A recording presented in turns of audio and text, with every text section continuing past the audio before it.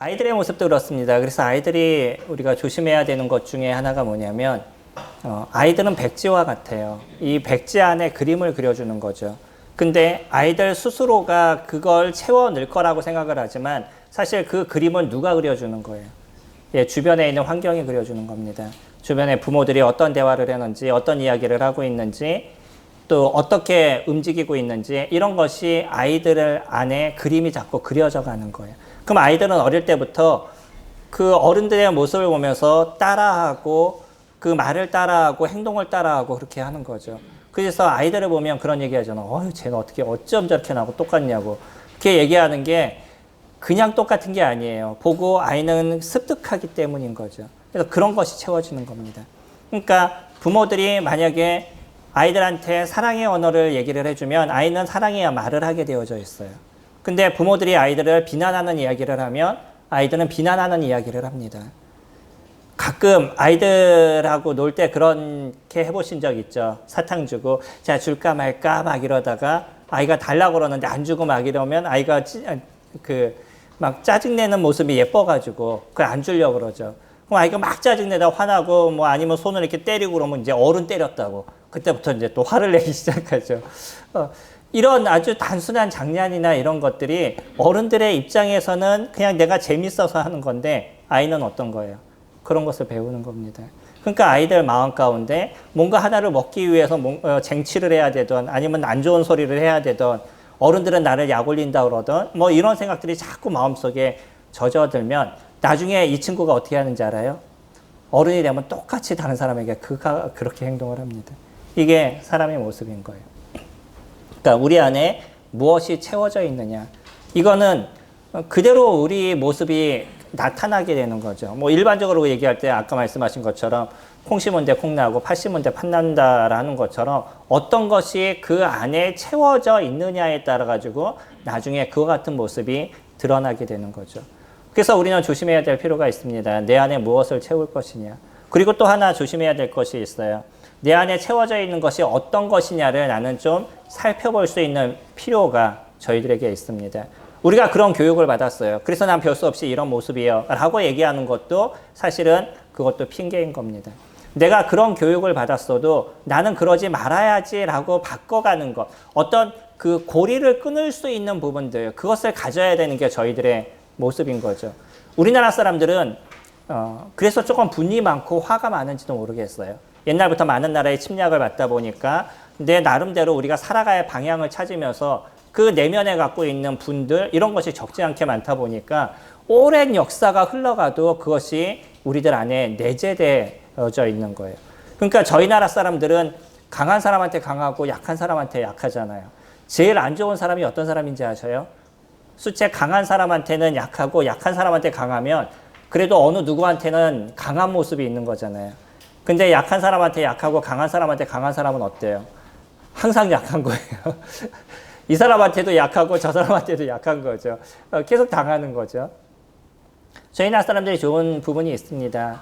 그 약한 사람들을 보면 국률한 마음이 있어요. 우리가 그런 일들을 많이 겪다 보니까 다른 나라의 어려움을 보면 우리 마음, 우리도 저랬는데 라는 어떤 이런 마음이 없지 않아 저희들 안에 있어서 그래서 세계의 강국과 맞서 싸우는 유일한 나라가 대한민국이다. 누가 그렇게 얘기하더라고요. 일본하고 맞서 싸우고 중국하고 맞서 싸우고 뭐 어떤 나라들하고도 맞서 싸울 수 있는 그 힘들. 그러다 보니까 전 세계에서 그 가장 어려웠던 나라가 50년의 시간이 지나면서 세계 강국으로 올라갈 수 있었던 경제 10위권 안에 진입할 수 있다는 그 자체는 이게 진짜 쉬운 게 아니거든요. 근데 그와 같은 일을 이뤘었던 것도 우리가 눌려있던 많은 모습에서 그것을 맞서 싸울 수 있는 힘이 있었기 때문일 거예요. 이런 좋은 것은 있습니다. 근데 또 하나의 문제는 뭐냐면 그러다 보니까 사람들에게 말을 좀 함부로 하는 게 위에서부터 계속 내려온 거예요. 회사에 가서 그 상사들이 나에게 인격적으로 대어준 상사가 몇 명이나 되셔요. 상사들이 하는 얘기를 들어보면 뭔가 조금 문제가 생길 때 그 입에서 툭 튀어나오는 얘기가 비난하고 비판하고 이런 어떤 얘기들이 쉽게 튀어나오잖아요. 그럼 그 사람은 그것을 어디서 배웠겠어요?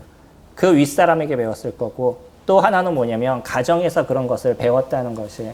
그러니까 자기도 모르게 그렇게 튀어나오고 사람을 비판하고 비난해야지만 마음이 후련해지는 거예요. 내가 주먹으로 때리지 않는데 대신에 어떤 대가를 지불해주고 싶은 건 말로써 이렇게 대가를 지불하게 만드는 거죠. 우리나라에서도 이런 고리가 이제 좀 끊어져야 됩니다. 그래서 밑에 있는 사람한테 인격적으로 대해줄 수 있는 것들, 아이들을 대할 때 아이들에게 조금 더 순한 말을 해줄 수 있는 것들, 이런 것들이 저희들에게 필요하죠. 이제 성도님들이 조금 교회를 멀리 오다 보니까 아침에 일어날 때 힘든 게 있으시죠. 성도님들이 나오시는 거는 그렇게 어렵지 않은데 누구를 깨우는 게 어려우셔요? 아이들을 깨우는 거. 아이들을 깨우는 게 어렵다 보니까 아이들을 깨워서 교회를 데려가야 되는데 아침에 일어날 때부터 아이들하고 싸우잖아요. 그러고 나면 교회를 올 때 마음도 안 좋으신데 뒤돌아서 저희가 생각해 보면 아이들을 교회에 데려오기 위해서 아이들한테 비난의 얘기를 하면서 데리고 오게 되는 거예요. 그 아이들의 마음은 어떨까요? 교회 올 때. 교회가 좋을까요? 교회가 어려울까요? 조금 더 우리가 인격적으로 얘기해주고 조금 더 기다려줄 수 있는 그런 부분도 없지 않아 필요하리라 생각이 됩니다. 대화로서 해결해 나가는 거죠. 오늘 저희가 살펴볼 요한복음 11장 말씀은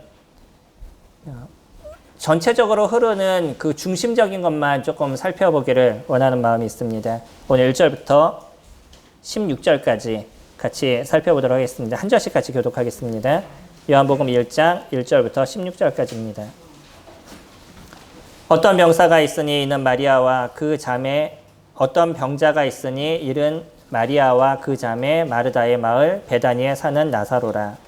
이 마리아는 향유를 주에 붓고 머리털로 주의 발을 닦은 자요 병든 나사로는 위에 올라오니라. 이에 그 노이들이 예수께 사람을 보내어 이르되 주여 보시옵소서 사랑하시는 자가 병들었나이다 하니 예수께서 드시고 이르시되 이 병은 죽음이 아니라 하나님의 영광을 위하여 하나님의 아들이 이로 말미암아 영광을 받게 하려 함이라 하시더라. 예수께서 본래 마르다와 그 동생과 나사로를 사랑하시더니 나사로가 병들었다 들으시고 그 후에 제자들에게 이르시되 유대로 다시 가자 하시니 제자들이 말하되 라비여 방금도 유대인들이 불러주셔야 하는데 또 우리로 가시려 하나이까. 예수께서 대답하시되 낮이 12시간이 아니냐. 사람이 낮에 다니면 이 세상의 빛을 보므로 실족하지 아니하고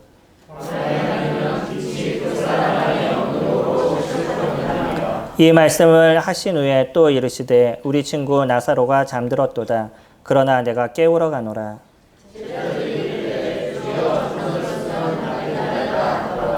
예수는 그의 죽음을 가리켜 말씀하신 것이나 그들은 잠들어 쉬는 것을 가리켜 말씀하신 줄 생각하는지라.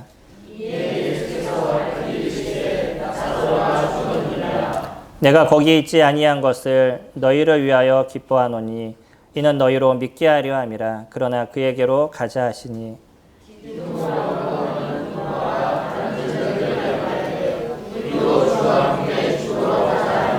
오늘의 마지막 메시지가 조금 더 강렬하게 다가오죠. 우리도 주님과 함께 어떻게 하자고요? 죽으러 가자. 근데 사실은 이 의미를 조금 더 깊게 생각해 보면 저희가 생각했던 것보다 그 감동이 적어지는 걸 조금 느끼시게 나중에 될 겁니다. 우리 처음에 보시면 여기에 누가 등장하냐면 나사로가 등장을 합니다. 그리고 그의 누이인 마리아와 마르다가 등장을 하죠. 세 사람이 여기서 등장을 합니다. 근데 이 사람에 대한 실질적인 얘기가 2절에 대해서 나오는데 이 마리아는 향유를 주께 붓고 머리털로 주의 발을 닦던 자요. 병든 나사로는 그의 오라버니더라 라고 얘기를 하죠. 누구의 얘기를 여기서 얘기해주고 있냐면 마리아에 대한 이야기를 저희들에게 던져주고 있습니다. 근데 마리아에 대한 얘기는 나중에 저희가 살펴볼 겁니다. 12장에 넘어가면 거기에서 마리아에 대한 실질적인 얘기가 등장을 해요. 그러니까 나중에 있을 얘기를 지금 요한은 먼저 끌어내서 얘기를 해주고 있는 거예요. 앞으로 이 사람은 이와 같은 일을 할 거예요 라고 얘기하는데 왜냐하면 요한이 글을 쓸 때는 이미 많은 시간이 흐른 뒤였던 거죠. 그래서 그 사건이 다 끝난 뒤에 그것을 적다 보니까 우리가 보는 흐름상으로는 아직 이루어지지 않은 일이지만 그러나 이미 많은 시간이 지났었고 여러 사람들도요. 이 마리아가 했던 일에 대해서 너무나 쇼킹한 일이기 때문에 사람들이 기억하고 있었던 시점인 거예요. 그러니까 이 이전에 마리아를 설명해 주기 위해서 그가 어떤 일을 했냐면 향유를 주께 붓고 머리털로 주의 발을 닦던 자라고 이미 설명을 해주고 있죠. 우리 12장으로 잠깐만 넘어갔어요. 그가 예수님께 향유를 부었던 그 향유가 어떤 건지를 저희가 살펴보면 5절에 12장 5절에 이 향유를 어찌하여 300데나리온에 팔아 가난한 자들에게 주지 아니하였느냐 하니라고 얘기를 하죠. 이 향유가 얼마라고요? 300데나리온. 데나리온이라고 얘기하면 한 사람의 하루 일값을 얘기합니다. 하루의 일당을 얘기를 하죠. 300데나리온이라고 얘기를 한다 그러면 지금으로 따질 때 어느 정도 되냐면 1년 연봉 정도 되는 그런 돈입니다. 한 10개월 정도 일했었을 때 받을 수 있는 그런 돈에 대한 부분인 거죠. 1년 연봉을 얼마 받으셔요? 여기도 이제 다 다르시죠? 얼마부터 얼마까지? 근데 평균으로 우리가 따진다 그러면 요즘 1년 연봉이 한 3천 위아래 정도 되지 않을까라고 생각이 됩니다. 네, 3천 정도의 돈이 되는 그런 기름인데 그 기름을 한순간에 사람의 발을 닦는 데 썼어요. 딴 데도 아니고요. 이스라엘 사람들은 사막을 다니는 사람들이기 때문에 손님이 오면 제일 먼저 해주는 게 그 손님의 발을 닦아주는 겁니다. 그리고 그래서 그 발을 닦는 사람은 어떤 사람이냐면 종 중에서도 제일 천한 종이 그 손님의 발을 닦아주는 일들을 이제 이뤄가게 되죠. 그래서 발을 닦는다는 것은 손님을 예우하는 아름다움의 모습이기도 한 거죠. 근데 그 물로 닦아도 충분한데 발을 닦는데 굳이 그 3천만 원을 들여서 닦아야 될 필요가 있을까요? 그리고 이 3천만 원의 돈을 들여서 발을 닦고 있는데 제자들은요 현실적인 사람들입니다. 그 중에서도 가룟 유다는 4절에 보시면 12장 4절에 제자 중 하나로서 예수를 잡아줄 가룟 유다가 말하되라고 얘기하죠. 이는 현실적인 얘기였어요. 오히려 그것을 갖다가 가난한 자에게 사용하면 좋았을 텐데 왜 그것을 갖고 한순간에 발을 닦는데 그 많은 것을 다 써야 되느냐라고 얘기하죠. 지금 우리는 예수님을 믿는 사람들이기 때문에 그럴 수도 있겠지라고 생각이 되는데 현실적으로 한번 생각해 보셔요. 우리가 현실적으로 생각할 때 이렇게 표현하면 좀 모호하겠지만 어떤 유명한 목회자가 왔는데 그분의 발을 닦기 위해서 3천만 원의 돈을 교회에서 썼다라고 얘기하면 어떻게 생각하시겠어요? 다른 것도 아니고. 그러면 다들 한마디씩 다 하실 겁니다. 그렇죠? 상황이 원래 가룟 유다가 하는 얘기가 정확한 거예요. 어떻게 저 돈을 저렇게 쓸 수 있어요? 라고 얘기하는데 오히려 그것을 받았던 예수님은 뭐라고 얘기하냐면 7절에 12장 7절에 예수께서 이르시되 그를 가만두어 나의 장래한 날을 위하여 그것을 간직하라 라고 얘기를 하죠. 그냥 가만히 냅두래요. 오히려 그것을 받는 분은요. 그것을 가만히 냅두라 그러면 이 사람이 온전한 사람이에요? 안 좋은 사람이에요? 자기를 위해서 그 돈을 다 써도 된다라고 얘기한다 그러면 우리가 생각할 때 뭐 저런 사람이 다 있어? 라는 얘기를 없지 않아 하지 않을까요? 네, 이런 상황입니다. 그런데도 마리아는 왜 그 돈을 예수님의 발에 다 쓰게 됐었을까요? 우리는요, 여기서 고민할 것이 있습니다. 예수님이 그것을 냅두라고 얘기했을 때 그만한 이유가 있는 거고요. 이 이야기는 이제 복음이 전해지는 모든 것에 이 여인에 대한 이야기가 들려지게 될 거라고 이야기를 했어요. 그리고 저희들은요, 예수 그리스도를 믿게 됐었을 때 이 여인이 했던 일에 대해서 저희가 충분히 얘기를 듣고 그 여인이 왜 그와 같은 일을 했는지에 대해서 마음의 감동의 마음을 저희들은 가지고 있습니다.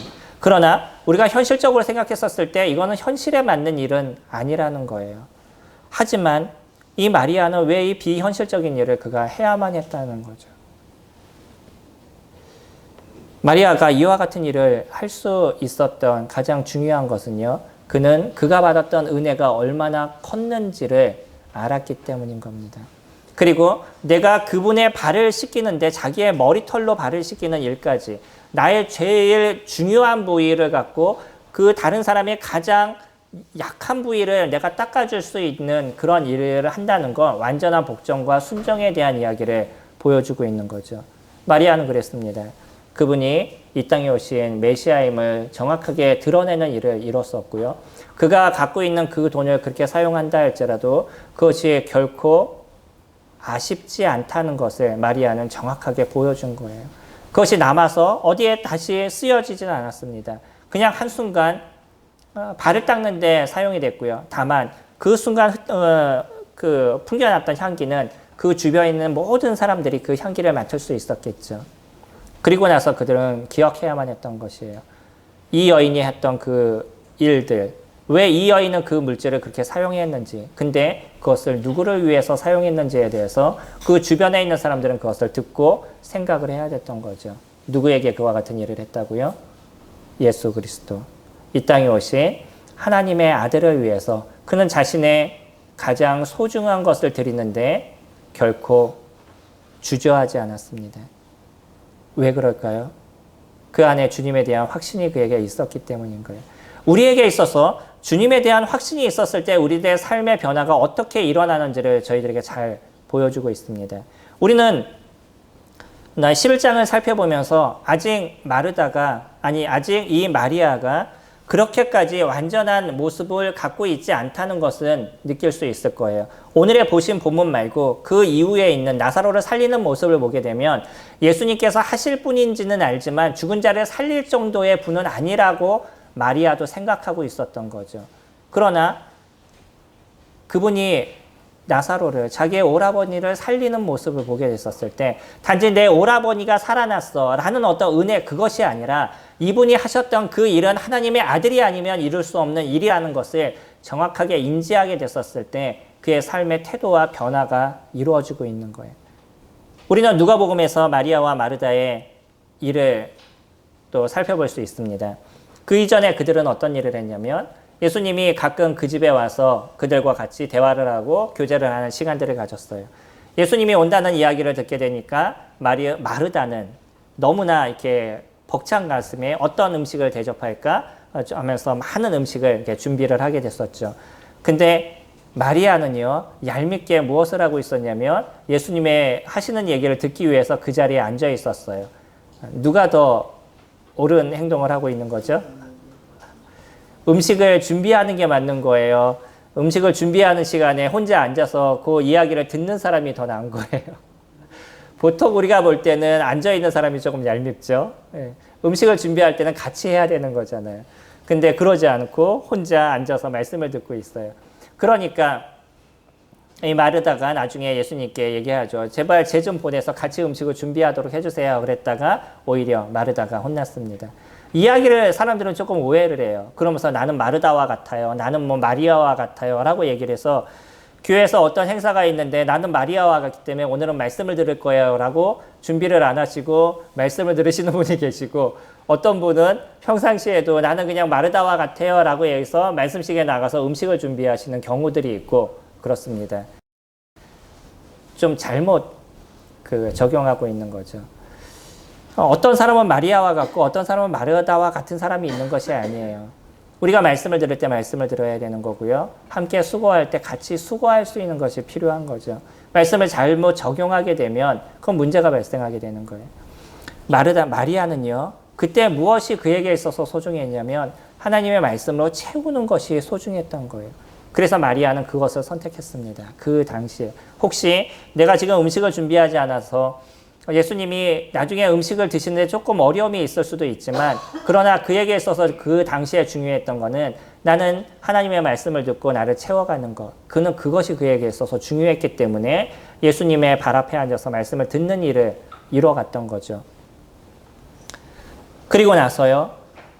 예수님이 어떤 분인지에 대한 이야기를 계속 듣고 알고 경험하는 시간을 가졌다가 그의 오라버니가 죽을 병에 걸린 이런 상황이 놓이게 됐어요. 그러면 그는 누구를 제일 먼저 생각할까요? 당연히 예수님을 제일 먼저 생각하게 됐었을 겁니다. 그리고 나서 사람들을 보냈어요. 예수님이 계신 곳에 사람을 보내서 오셔서 우리 오빠를 좀 고쳐주세요 라고 사람을 보냈습니다. 당시에 성도님들이 보시는 입장에서 이스라엘이라고 얘기하면 예루살렘이 이곳에 있다 그러면 여기가 베단이고요. 그리고 예수님이 계신 건 이 요단강 건너편에 계셨었어요. 요단강 건너편에서 예수님이 계실 때 이곳에서 사람을 보냈습니다. 가는 기간이 뭐 하루 정도의 시간이 걸리지 않았을까라고 생각이 돼요. 그래서 하인이 말을 전하는 이 사자가 예수님께 가는 그 기간에 아마 나사로는 죽음을 당했던 것으로 보여져요. 왜냐하면 저희가 12절에 보면 11장 39절에 보시면 11장입니다. 11장 39절에 보시면 예수께서 이르시되 돌을 옮겨 놓으라 하시니 그 죽은 자의 누이 마르다가 이르되 주여 죽은 지가 나흘이 되었음에 벌써 냄새가 나나이다. 며칠이 됐다고요? 나흘이 됐다라고 얘기를 해요. 그러면 이 종이 오는 시간이 하루, 종이 돌아가는, 그리고 예수님께서 이틀이라는 시간을 더 머무르게 되죠. 그게 며칠이냐면 11장 저희 5절 말씀 같이 보시면 예수께서 본래 마르다와 그 동생과 나사로를 사랑하시더니 나사로가 병들었다함을 들으시고 그 계시던 곳에 이틀을 더 유하시고 이틀이라는 시간을 더 유하셨어요. 왜 예수님은 이틀이라는 시간을 더 유하셨을까요? 나사로가 병들었다는 이야기를 들었는데 아마 이 이야기를 전하려는 사람이 출발하게 됐었을 때 나사로는 죽었던 것 같아요. 그러다 보니까 이미 예수님께서 출발하셔도 그 사람이 죽은 상황이기 때문에 시간을 조금 더 여유롭게 출발하셨던 것 같습니다. 그리고 나서 돌아가시는 곳까지 가는 시간이 또 하루의 시간이 있었다라고 그러면 아까 보았던 것처럼 한 4일의 시간이 흐르게 된 거죠. 나사로가 죽은 지 4일이라는 시간이 흘렀습니다. 그럼에도 예수님께서요, 단지 오늘 얘기하는 것처럼 4절에서 얘기하시는 것처럼 4절 말씀 보시면 예수께서 들으시고 이르시되 이 병은 죽을 병이 아니라 하나님의 영광을 위함이요 하나님의 아들이 이로 말미암아 영광을 받게 하려 함이라 하시니라.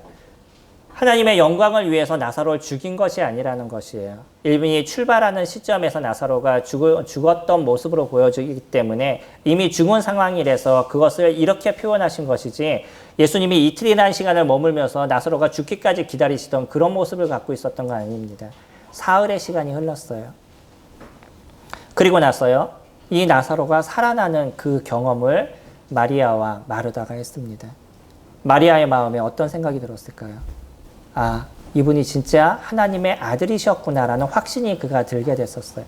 그리고 나선 자기가 갖고 있었던 가장 소중하고 가장 중요했던 그 향유를 예수님의 발에 붓고 자신의 머리털로 그것을 닦았습니다. 어떠셔요? 성도님들이 예수님이 나의 하나님이 되셨을 때 나의 삶의 가장 소중한 것을 주님 앞에 드리실 수 있을까요? 이것은 무엇을 채웠는지에 대한 차이였습니다. 마리아는요, 계속 하나님의 말씀을 채워가는 시간들을 가졌어요. 그리고 나서 결국 맨 마지막에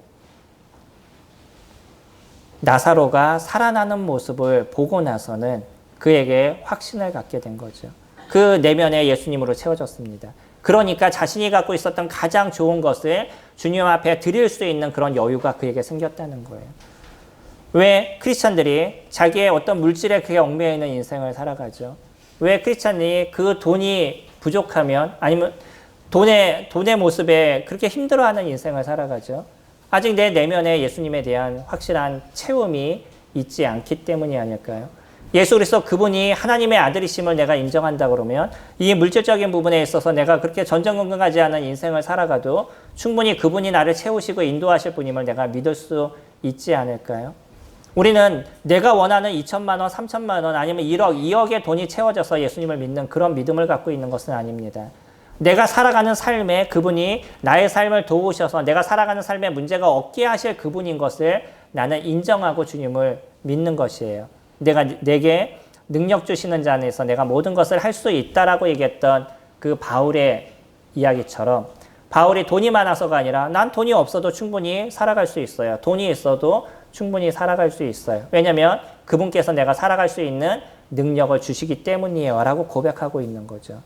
그래서 바울은 돈이 많을 때도 있었습니다. 연보를 많이 받아서 그 연보로 살아갈 때도 있었고, 돈이 부족하면 천막 짓는 일을 통해서 자기의 필요한 물질을 공급하는, 자기 먹고 사는 문제를 해결하는 일들도 바울이 했었어요. 그것에 대한 두려움이 있지 않았습니다. 우리는 우리 안에 내면에 무엇이 채워졌는지에 따라서 우리가 살아가는 삶의 모습들이 달라져 가는 거예요. 우리의 미래에 대한 두려움이 있으시나요? 아니면 내일 모레에 대한 어떤 두려움이 있으시나요? 걱정에 대한 두려움, 집에 대한 두려움이 있으시나요? 그런 많은 두려움이 우리가 없을 수는 없을 겁니다. 그러나 그것이 나의 심령을 끌어내리는 그런 모습이 되어서는 안 된다는 거예요. 건강이 어려울 수도 있죠. 그러나 그 건강에 모든 것을 매달리는 그런 인생을 내가 살아서는 안 된다는 거예요. 무엇이 더 중요한 거죠? 내가 예수 그리스도 그분을 위해서 어떤 삶을 살아갈 것인가, 이것이 저희들에게 있어서 더 중요한 거죠. 건강이 좀 안 좋을 수도 있습니다. 주님이 나를 조금 더 일찍 데려가실 수도 있는 거죠. 그러면 충분히 나는 그것으로 만족할 수 있지 않을까요? 내가 오늘 하루를 살아갈 때 그 하루의 삶에 주님이 함께 하시는 그것으로 나는 충분히 오늘 하루를 만족할 수 있는 인생을 저희는 살아가야 된다는 거죠. 근데 그러기 위해서 무엇이 채워질 때예요? 주님의 말씀이 채워질 때입니다. 하나님이 나를 채워가시는 시간들 내가 가질 때, 내가 육체적으로 좀 건강해도, 육체적으로 건강하지 않아도 그냥 오늘 하루 내가 살아갈 수 있는 삶에 만족할 수 있는 부분들을 가져갈 수 있는 거죠. 물론 건강이 안 좋으시면 운동을 하셔야죠. 간단한 운동을 통해서 내 육체를 회복시킬 수 있는 부분을 만들어가는 것은 중요한 부분입니다. 그러나 그 건강에 얽매여서 전전긍긍하는 모습을 우리가 가진다 그러면 우리는 주님을 보지 않는 것이고 이 땅에 시선을 두고 있는 그런 모습을 갖고 있는 존재가 되는 거죠. 이게 마리아 안에 채워진 예수님의 모습이었었어요. 주님 앞에 물질을 드리시나요? 그것 때문에 고민을 하시나요? 내가 주님 앞에 드려질 정확한 물질의 어떤 정의가 있으시나요? 그리고 그것을 주님 앞에 드리는데 어렵지 않게 드리시나요? 그렇게 하셔야 됩니다. 우리는 성경적인 근거를 갖고 주님 앞에 드려지는 부분들을 가져야 되는 거고요. 그리고 그런 것을 드리는 부분에 있어서 흔들리지 않는 우리들의 마음의 중심이 필요한 것이에요. 왜 이스라엘 백성들이 10의 2조를 드리는, 그들이 얘기하는 11조라는 거는 우리가 생각하는 10분의 1이 아닙니다. 그들이 얘기하는 11조는 22%에서 23%를 1년에 그들은 드리고 있어요. 그렇게 많은 돈을 11조로 드리고 있는 이스라엘 사람들이 왜 여전히 세계의 강국으로서, 경제 강국으로서 살아갈 수 있죠? 하나님의 은혜인 것이에요. 그래, 너희들이 한번 드려봐. 내가 너희들을 어떻게 채우는지 한번 드려봐. 라고 얘기하는 말라기서의 얘기처럼 주님 앞에 철저하게 드리는 그들의 삶이 됐었을 때 그것을 채워가는 것이 주님이신 겁니다. 이거는 예수 그리스도를 알지 못하는 사람에게도 주님께서 하신 약속을 지켜가시는 거예요. 그렇다고 그러면 내면에 예수 그리스도가 있는 사람들이 그런 일들을 이뤄갔었을 때 주님께서 어떤 일들을 저희들에게 보여주시겠어요? 주님 앞에 드리는 걸 두려워하지 마시기 바랍니다. 주님이 나에게 채우신 것, 그것으로 우리가 만족하고 내가 주님 앞에 드리는 것에 대해서 두려움을 갖지 않게 됐었을 때 주님이 내 삶을 어떻게 인도하시는지를 보게 돼요. 저는 단지 물질을 지금 말씀드리고 있는 것이 아니에요. 최소 인간에게 있어서, 사람이 살아가는 데 있어서 제일 두려워하는 것이 물질이기 때문에 그 물질에 대해서 주님 앞에 자유로운 마음을 갖게 되면 우리들의 영성에 대한 부분이 변하게 돼요. 우리들의 미래를 주님 앞에 맡길 수 있습니다.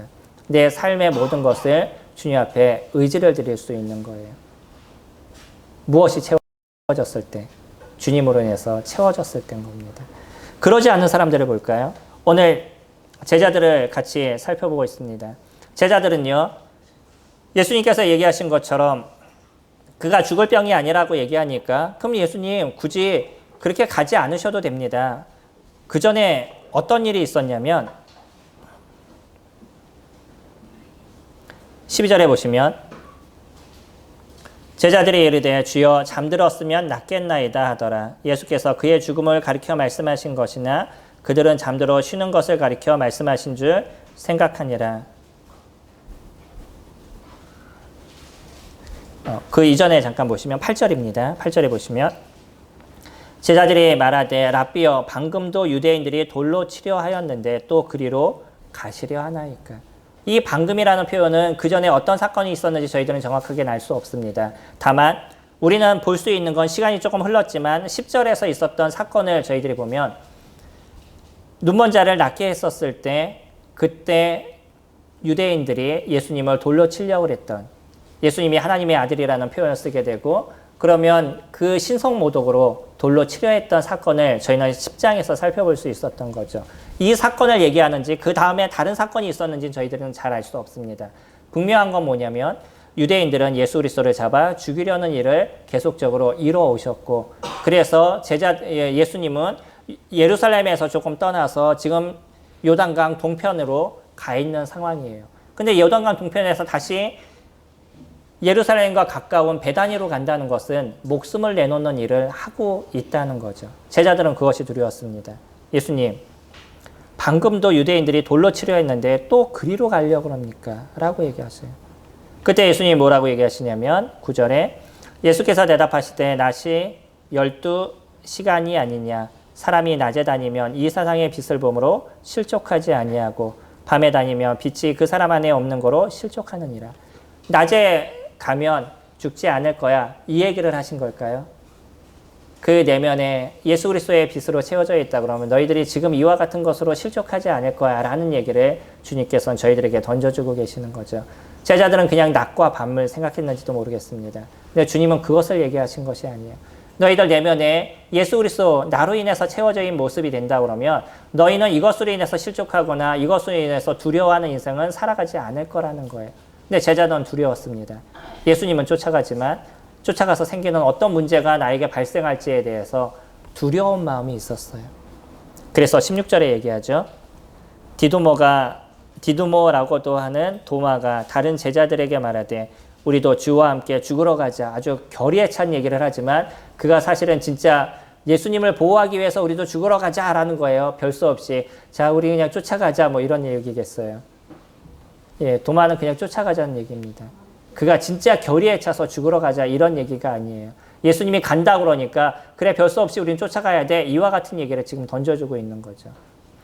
도마는 우리는 그것을 어떻게 알 수 있냐면 예수님이 십자가로 나아가시게 됐을 때 십자가에서 죽음을 당하실 때 도마는 무슨 일을 했죠? 예수님을 버리고 도망을 갔습니다. 그리고 나서 예수님이 살아나셨다는 이 부활에 대한 소식을 들었는데 예수님은 십자가에서 죽으시기 전에 이미 제자들에게 얘기하셨어요. 내가 다시 사흘 만에 살아날 거다 라고 끊임없이 얘기하셨는데 예수님이 부활하셨다는 이야기를 들으면서 도마는 믿지 않았습니다. 이게 20장의 얘기죠. 요한복음 20장에 등장하는데 그러면서 도마가 했던 얘기가 내가 내 손을 예수님의 손가락에 넣어보고 그 손을 옆구리에 내가 넣어보지 않고는 믿지 못하겠다고 얘기했던 게 도마인 거예요. 그런 도마였었습니다. 그가 결의에 차서 주님 앞에 이와 같은 얘기를 하지 않았다는 거예요. 이들에게 무엇이 있었냐면 두려움이 있습니다. 우리의 내면에 세상으로 채워진 시간들을 가진다 그러면 우리는 많은 것의 두려움이 우리를 엄습하는 시간들을 가지게 될 거예요. 돈에 대한 두려움, 앞으로 살아갈 것에 대한 두려움, 건강에 대한 두려움, 자녀들에 대한 두려움, 학업에 대한 두려움, 그 많은 두려움들이 나를 힘들게 만드는 그런 인생을 우리는 살아가게 될 거예요. 무엇으로 채우면요? 세상으로 채우면. 세상의 것을 보고 그 세상의 것을 따라가는 나의 인생을 살아간다 그러면 그런 두려움이 매일의 삶에서 나의 가운데 일어나게 된다는 거예요. 하루의 삶이 녹록하시나요? 안 그러시죠? 회사에 가셔서 일하시는 게 너무나 즐거우시나요? 안 그러시죠? 오늘 또 잘릴까 내일 잘릴까 그와 같은 두려움도 적지 않게 마음 가운데 있는 것이 현대인을 살아가는 사람들의 모습입니다. 많은 두려움이 저희들에게 있어요. 뭐 그런다 그래서 내가 예수님을 믿는다 그래서 회사에서 안 잘리실 것 같으셔요? 잘리시기도 하십니다. 예, 그런 문제는 얼마든지 저희들에게 일어나요. 근데 문제는 뭐냐면 그런 일들이 있어도 내가 그것을 이길 수 있는 힘이 있다는 거예요. 주님이 그것을 이길 수 있는 힘을 저희들에게 주신다는 거예요. 이것이 예수 그리스도를 채워지는 사람들의 모습인 거예요. 그러지 않으면 오늘 이래서 힘들고 저래서 힘들고 이것 때문에 어렵고 저것 때문에 어렵다는 끊임없는 그 두려움과 걱정이 나의 내면을 잠식하는 그런 인생을 저희들은 살아가게 될 겁니다. 어떤 분이 이런 얘기를 하셨어요. 박사신데 제가 그분 성함을 정확하게 기억하지 못하네요.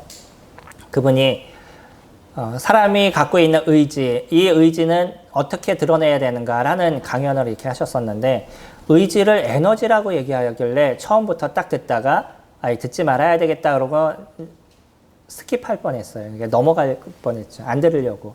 그러다 이제 좀 들어봤는데 그분이 얘기하는 게 그런 거예요. 우리가 의지를 드러내는 인생을 살려고 그러면 에너지를 잘 채워야 됩니다. 라고 얘기하시더라고요. 그러면 에너지는 어떻게 채워져요? 밥을 잘 드셔야죠. 잠을 잘 주무셔야죠. 운동을 하셔야죠. 근데 그분이 그 얘기를 하셔요. 아침밥을 꼭 먹으랍니다. 예, 그리고 운동을 꼭 하시랍니다. 그리고 잠을 충분하게 주무시라는 거예요. 7시간 이상 충분하게 주무시라는 거예요. 그리고 거기에 하나를 더해서 무엇이 필요하냐면 책을 읽으시거나 글을 쓰는 일을 하십시오라고 얘기하셔요. 아니 이것이 의지를 드러내는 거래요. 제가 처음에는 고민을 했는데 이야기를 들으면서 생각을 하다 보니까 아 그래 맞아 이거야 라는 생각을 제가 갖게 됐습니다. 왜냐면요. 사람은 육체와 정신이 떨어져서 생활할 수가 없어요. 그러니까 내가 힘들다 어렵다 마음이 많은 어려움이 있다라고 얘기하면 거기에는 무엇이 같이 동반되는지 아시나요? 육체적인 어려움이 거의 다 동반되고 있어요. 내가 육체가 힘들다 보니까 그 육체의 힘듦이 마음까지 같이 오는 거예요. 그래서 육체가 건강해지면 무엇까지도 맑아지냐면 정신까지도 맑아지는 거예요. 이건 믿지 않는 사람이 하는 얘기입니다. 그래서 그분은 뭐라고 하냐면 아침밥을 꼭 먹어야지만 아침을 먹고 나면 포도당이 뇌를 깨운다는 거예요. 그래서 뇌를 깨우니까 생활할 수 있는 힘이 생기는 거고 운동을 하니까 내 몸이 건강을 찾아가는 거죠. 그리고 잠을 충분히 자는 거. 이건 당연한 거죠. 거기에다가 우리 뇌의 활성화를 위해서는 글을 읽으시거나 글을 쓰시거나 이와 같은 일들을 계속 해야 된다는 거죠. 제가 한번 해봤습니다. 그래서 아침에 운동하는 거, 저녁에 운동하는 시간 가져보고요. 그리고 아침을 꼭 안 먹었었는데 아침을 꼭 먹고요. 간단하게, 뭐 많이 먹지는 않아도 간단하게라도 꼭 먹고 그리고 잠은 제가 충분히 자진 못하지만 어쨌든 정해진 시간을 자려고 노력해보고 그리고 뭐 책을 읽거나 그러는 일들은 뭐 주기적으로 하고 있는 일이니까 몸이 달라지더라고요. 생각이 달라져요. 그리고 내가 무엇을 하고자 하는 의지가 생겨요. 너무나 놀랍더라고요. 한번 해보시기 바랍니다. 내가 육체적으로 힘들면요. 무엇을 하고자 하는 마음이 없어요. 이건 어떤 거와 같냐면 우리 내면에도 차가와 같은 기름통이 있는 거예요. 근데 차가 가다가 기름을 다 쓰면 차가 가요, 안 가요? 안 가죠. 예, 그와 똑같은 원리입니다. 우리 내면에 그 에너지를 채우는 저장통이 있는데 이 통을 하루 동안에 다 써버리는 거예요, 사람들이. 근데 이 하루통에 쓰는데 저장의 용량이 크느냐 적느냐에 따라서 달라지는 거죠. 그리고 또 하나 뭐냐면 그 에너지를 채운 사람이냐 채우지 않은 사람이냐에 따라서 달라지는 거예요. 그러니까 아침에 밥을 먹고 운동을 하고 이것으로 채운 사람은 하루의 에너지를 충분하게 채운 거예요. 그러고 나니까 그 갖고 있는 에너지로 하루를 쓰는 의지가 생기는 거죠. 아침도 안 먹어요. 운동도 안 해요. 잠도 제대로 안 자요. 에너지가 채워지지 않으니까 이 일을 할 수 있는 힘이 있지 않은 거예요. 의지가 생기지 않는 거죠. 인간은 지, 정, 의가 함께 가는 것입니다. 지식적인 것, 감정, 의지예요. 근데 대부분의 사람들은 어디에 다 호소하냐면 감정에 다 호소해요. 감정에 호소하니까 내가 마음이 이러니까 할 수 없어요. 내가 마음이 이러니까 힘들어요. 항상 그 감정만 얘기를 하는 거예요. 자기가 육체적으로 채운 그 시간도 갖지 않았고 건강을 만들어가는 시간도 갖지 않았는데 근데 걔는 계속 감정적으로 힘든 이 얘기만 하고 있는 거죠. 이것을 변화시키기 바랍니다. 그러면 생각의 변화가 이루어져 나가요. 저도 그래서 가끔 그 상담을 하시는 분들에게 꼭 운동하세요라는 얘기도 저도 드립니다. 왜냐하면 운동을 통해서 내가 육체적으로 조금 채워지면 무엇인가를 하고자 하는 의지가 생기는 거예요. 그러면 그리스도인들은 어떨까요? 그리스도인들도 육체적으로는 똑같습니다. 거기에 무엇을 채우셔야 돼요? 주님의 말씀으로 채우셔야 되는 거예요. 우리가 주님의 말씀으로 채우지 않으면 하나님의 일을 하고자 하는 의지가 우리들 안에서 생겨나지 않아요. 하나님의 말씀을 하루에 얼마나 채우셔요? 그리고 그 말씀을 얼마나 하루를 붙잡고 인생을 살아가셔요? 내가 한 구절을 읽어도 좋습니다. 때로는 두 구절을 읽어도 좋아요. 대신 그 읽었던 말씀을 내가 오늘 하루 종일 붙잡을 수 있는 그런 힘이 있으셔야 돼요. 내가 오늘 10장을 읽었어도 뒤돌아서서 다 잊어버리고 아무 생각 없이 하루를 살아가면 그 10장은 나에게 있어서 힘이 되지 않는 거예요. 많이 읽으시는 건 좋습니다. 근데 더 중요한 건 뭐냐면 그 읽으신 걸 내가 붙잡을 수 있는 힘, 오늘의 말씀을 내가 붙잡을 수 있는 힘이 나에게 있느냐는 거예요. 내 생각이 어떠냐 이것은 중요하지 않아요. 환경이 어떠냐 이것도 중요하지 않습니다. 오늘 읽었던 말씀을 나는 오늘의 삶에서 어떻게 적용하느냐 이것이 중요한 거예요. 그래서 그것을 붙잡고 살아가게 되면 오늘 하루를 이끌어 가시는 하나님을 저희들이 경험하게 되고요. 그리고 또 주님 앞에 더 많은 것을 드릴 수 있는 힘이 저희들 가운데 생겨나게 된다는 거예요. 왜 그리스도인들이 섬김의 삶을 살아가지 않죠? 섬김의 삶을 살아갈 수 있는 그런 에너지가 우리 가운데 없기 때문인 거예요. 말씀으로 채워보시기 바랍니다. 그리고 주님 앞에 기도하시기 바랍니다. 그리고 매일마다 감사드리기 바랍니다. 저희 교회에서 하고 있었던 거 있죠? 꽃감, 꼭 감사드리기. 먹는 꽃감이 아니고요. 꼭 감사드리기. 이 세 가지 꼭 해보시라고 말씀을 드려요. 이 세 가지를 하시는 분이 섬기지 않는다라고 얘기하면 이분은 자기를 위해서 기도하고 자기를 위해서 감사하고 자기를 위해서 성경을 본 사람이에요. 성경을 있는 그대로 보시기 바랍니다. 그리고 나서 그것에 따라서 감사하는 시간들을 가져보시기 바라요. 그리고 성도를 위해서 기도하고 교회를 위해서 하나님을 위해서 감사의 기도를 드려보셔요. 이 세 가지의 일들이 이뤄가면 우리는 자연스럽게 하나님을 위해서 어떤 일을 이룰까라는 고민을 하기 시작하는 거예요.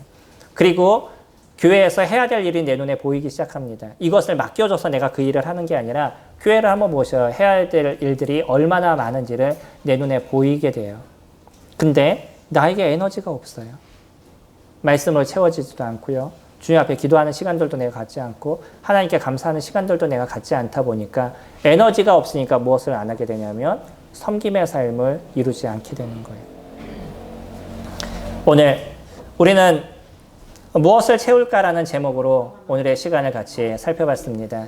마리아는요, 하나님의 은혜를 채웠어요. 하나님의 은혜가 그에게 채워지니까 그의 인생을 주님 앞에 드리는데 자기의 물질을 주님 앞에 드리는데 그것에 주저하지 않았습니다. 제자들은요, 여전히 예수님을 따라가는 인생을 살았지만 그러나 그때까지 정확하게 주님을 인해서 채우는 시간들을 갖지 않다 보니까 어떻게 이 죽음에서부터 벗어날 것인가, 어떻게 조금 더 나은 인생을 살 것인가, 거기에 마음을 갖고 있었던 거죠. 오늘의 주제는요, 영적 에너지를 채울 때 섬김을 이룬다라고 말씀을 드렸어요. 우리가 영적 에너지, 그것을 채우게 될 때 우리는 자연스럽게 하나님을 섬기고 성도들을 섬기고 내 주변에 있는 사람들을 섬기는 그런 섬김의 삶으로 변해가게 될 겁니다. 하나님을 섬기시고 영적 에너지를 매일마다 채우시는 저와 성도님들이 되시기를 소망합니다. 잠시 찬양 드리도록 하겠습니다. 찬송가 200장입니다.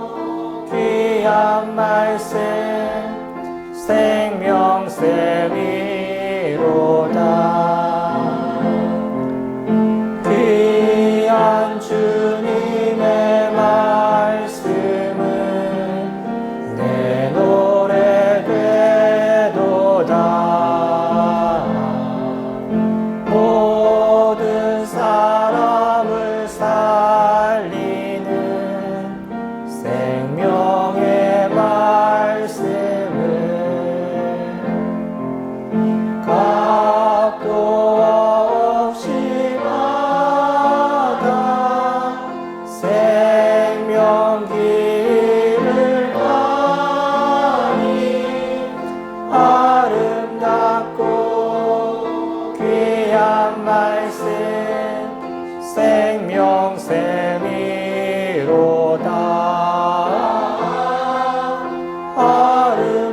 아름답고 귀한 말씀 생명샘이로다.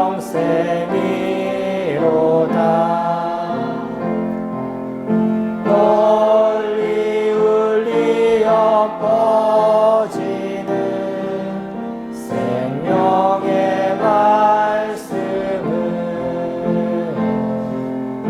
마음의 용서와 평안을 골고루 주나니 다만 예수 말씀 듣고 복을 받네. 아름답고 귀한 말씀 생명샘이로다.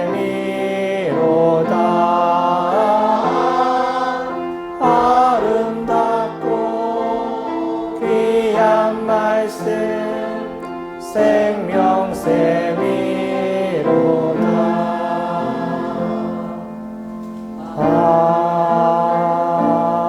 아멘. 기도하겠습니다. 저희들의 인생에 하루하루를 무엇으로 채울지 고민하는 저희들이 될 수 있도록 도우시곤 합니다. 저희들의 영적 에너지가 부족하게 됐었을 때 하나님을 볼 수 없고 하나님의 일을 이루지 못하는 저희들의 삶이 오나 하나님의 말씀이 저희들을 강권하고 또 주님 앞에 기도하는 저희들의 모습이 됐을 때 또 전능하신 아버지 하나님을 찬양하고 높이는 그 기도의 삶이, 그 감사의 삶이 저희에게 넘치게 됐었을 때 여전히 우리 가운데 채우시는 주님의 그 영적 에너지가 가득 채워짐을 저희들이 잊지 않도록 인도하시고 내가 힘이 없어서, 내가 마음이 없어서가 아니라 영적 에너지가 부족함을 기억할 수 있도록 인도하셔서 주님의 이 에너지를 채움으로 또 주님을 섬기는 저희들의 삶이 되도록 도우시곤 합니다. 주님을 섬기는 것이 저희들의 삶의 진정한 목적이 되시고 목표가 될 수 있도록 도우셔서 우리 귀한 성도님들이 하나님 앞에 아름다움으로 매일의 삶이 이루어져 나갈 수 있도록 함께 해주시길 원합니다.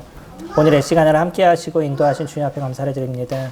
저희 귀한 성도님들의 삶에 주님의 복을 더하시고 건강을 지켜주시고 때로 필요한 물질을 주님께서 공급해 주시기 원합니다. 이 시간 함께 하신 주님 앞에 감사를 드립니다. 예수님의 이름으로 기도드렸습니다. 아멘.